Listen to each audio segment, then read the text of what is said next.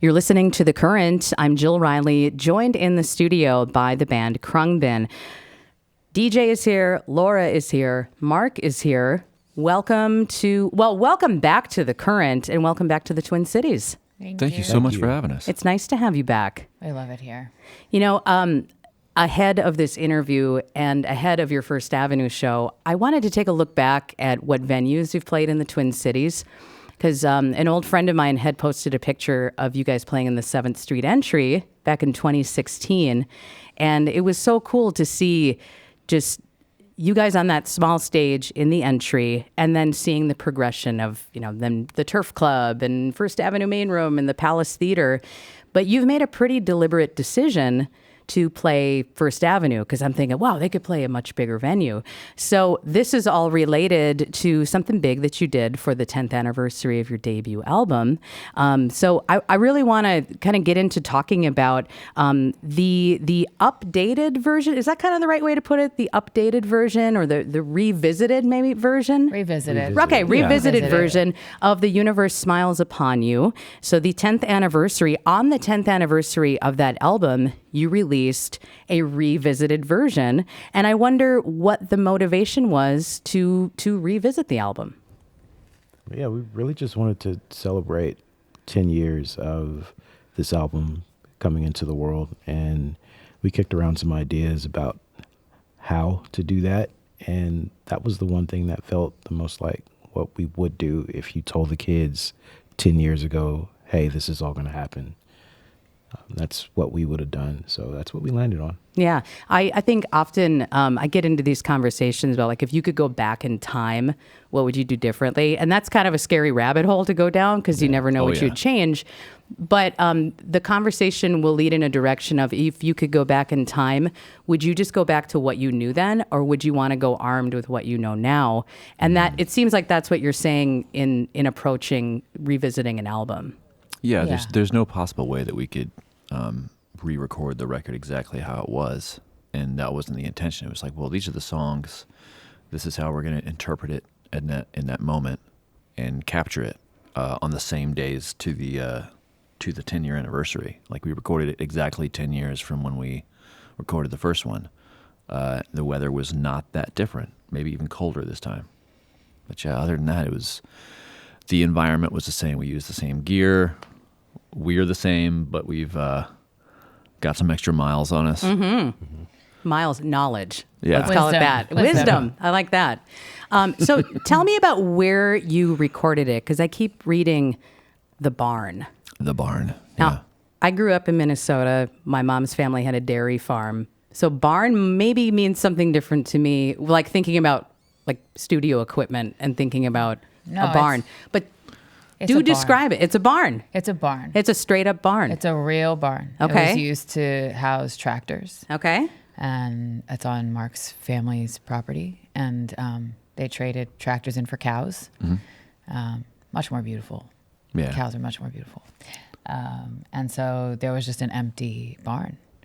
And back before The Universe Smiles Upon You, when we were looking for a rehearsal space that was affordable, and you weren't sort of competing with musician neighbors for sound. Sure. His parents were generous enough to say, well, there's a barn out there. So we would go out there and play. But it's not at all a studio barn. Mm-mm. It hasn't been converted or anything. It's just it's still just a tin corrugated siding and a frame and doors, and that's kind of it. There's no insulation for anything. There are critters that house themselves in there, and there's some prep work each time we go out there to make sure that we don't disrupt their lives, but we ask them politely to leave, for a short amount of time while we are in there. And you're on this 10th generation of the critters with the with the re-recording, with the revisiting. The Universe Smiles Upon You 2. I looked at the track listing for the, I guess, original version and then the re-recorded version. And it looks like not only did you revisit these songs, but you even kind of revisited the structure of the album. I really want to talk about one of the songs that you performed in the studio today. Little Joe and Mary, 2. The way that you guys lock into this groove, I kind of wanted it to go on forever. Oh, good. It sounded incredible. I mean, the foundation of the rhythm section, but then the way that, like, Mark, your guitar and you have a pedal steel player that is not sitting with us right now, but the way that you guys kind of locked in and you were going back and forth. I think it's an incredible groove, and I wonder if you could talk about that song a little bit and talk about your 4th player that you have on the road with you. Well, love talking about Will. Yeah, love talking. Will's the best. Let's start with Will. Let's start with Will. We've known Will for a very long time. He has performed, I think, on every release we've ever put out. Except for Aside from Alasala. Except for Alasala, that's right. It was only us 3 on that one. But yeah, he's been extended family of ours for a very, very long time. And when it came time to put together this tour especially, he was present with us for the entire recording session of Universe Smiles Upon You 2. Okay. And it was such a joy. It's really refreshing, and he just kind of brought all kinds of cool ideas and great sounds. And so it was like, well, when we actually take this thing on the road, let's bring Will too. And it's been really fun, I think. It's been great. Yeah, it's really added a lot. And it's not everyone that you can just lock in with, like you're talking about. You know, I found it to be so rare with Mark and DJ. Mm-hmm. And then you think of having another person to lock in with all 3 of us, and we sort of all feel that. But yeah, it's been a joy. I love the pedal steel on it, and I have an emotional reaction to hearing the pedal steel in almost any shape or form, but especially in classic country music. But there was like, what did I write down? I wrote space twang, but there was this great like twang to that song. And did the song originally have that kind of vibe to it, or how did you make adjustments when re-recording? The original song did have pedal steel. Okay. Yes. And in fact, we've never, except for one time, we've never played that song live because without Will, it really lacks the je ne There's something sais quoi. missing. Yeah. The space twang. The space twang. Yeah, it's missing the space twang. Exactly. Oddly enough, when we recorded this last time, he played synthesizer on it, which I thought just added such an interesting kind of sound. Like, because we were going for this very sort of fireside, intimate living room sound. We recorded it in the living room at the farmhouse because it was just really, really cold that day.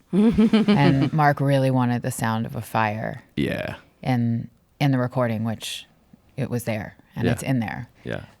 But Will played synthesizer, and weirdly it added a spaciness. And we were playing sort of more acoustically in how we were performing, that the synthesizer brought the space twang back. Yeah. It kind of kept it from being too too dusty, too acoustic. It's like when you hear like Springsteen stuff from the 80s, and you think, oh yeah, American music, Springsteen, and it's got this like synth part in it. And you don't think of Springsteen as being very like electronic or synthy, but it's all over that stuff. And it just kind of adds this kind of expansive. Makes it big. Yeah, makes it big. Yeah. And I was like, man, that's awesome. Let's do that.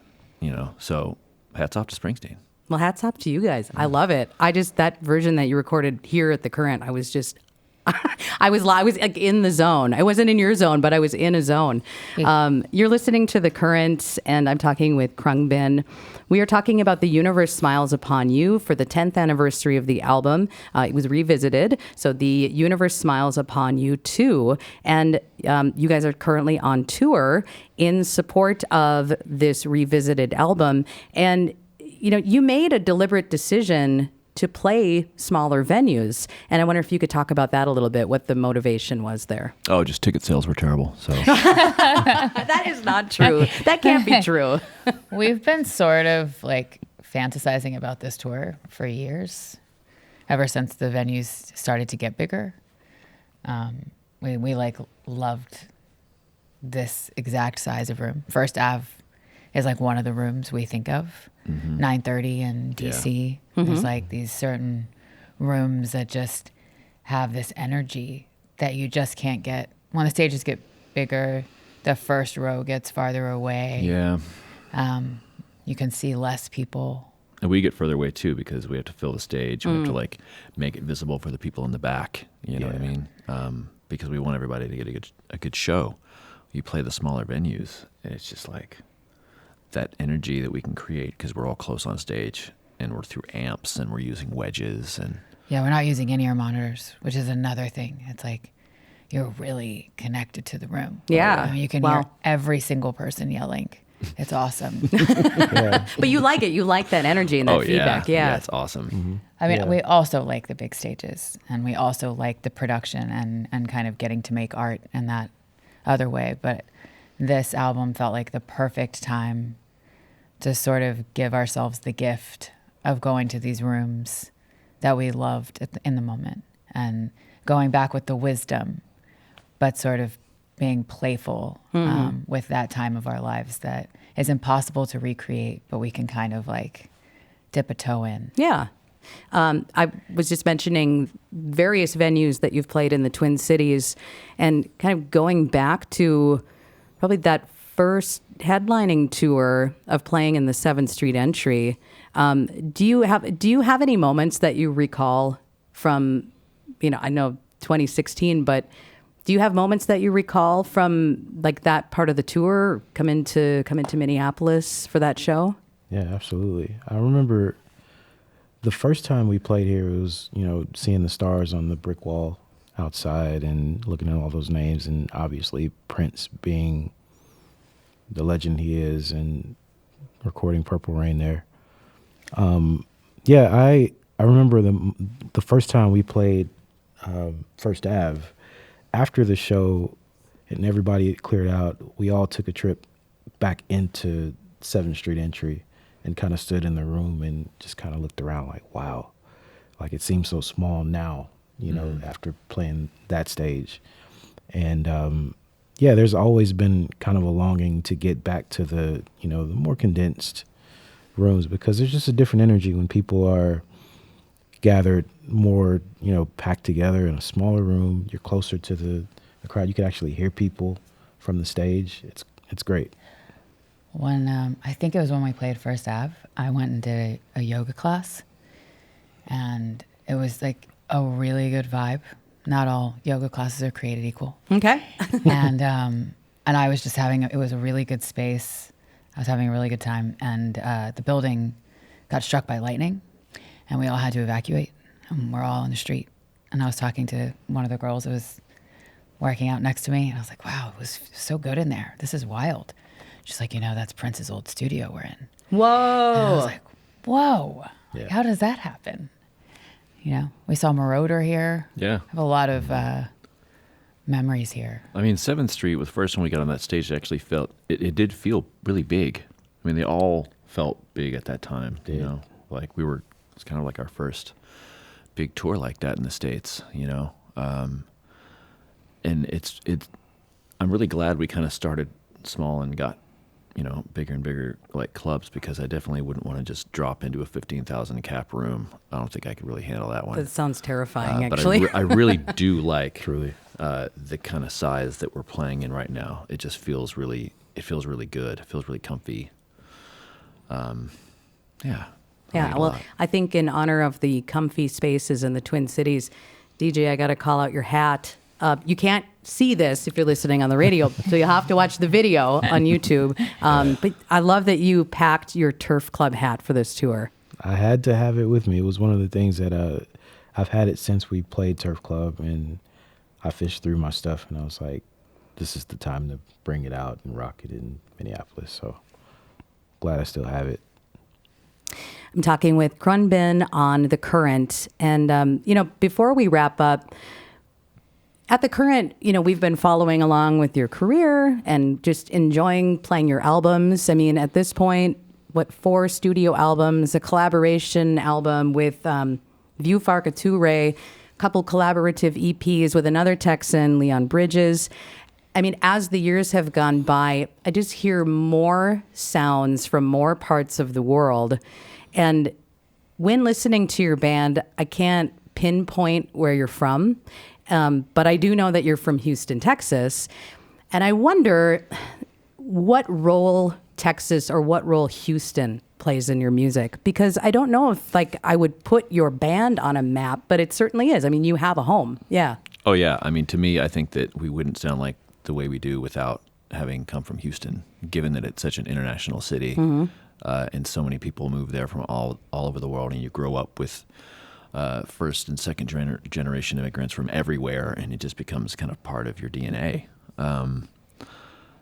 If you're not from Houston or from around that area, like it might seem like unusual.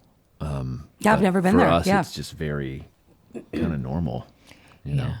I haven't, been hanging my hat in Houston for a number of years, but every time I go back, not only does it look like me, but it looks like Khruangbin and feels. It's just like, of course we're from here.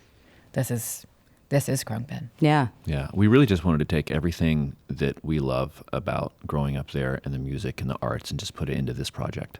Excellent. Thank you so much for sharing it with us. Thank you. Thank you. Thank you. Glad you're back in the Twin Cities. Thank you for coming by The Current, and best wishes with the rest of the tour. Thanks for And having us. Hopefully we'll see you down the road. Thank Appreciate you so you. much. That's Khruangbin. I'm Jill Riley. You're listening to The Current.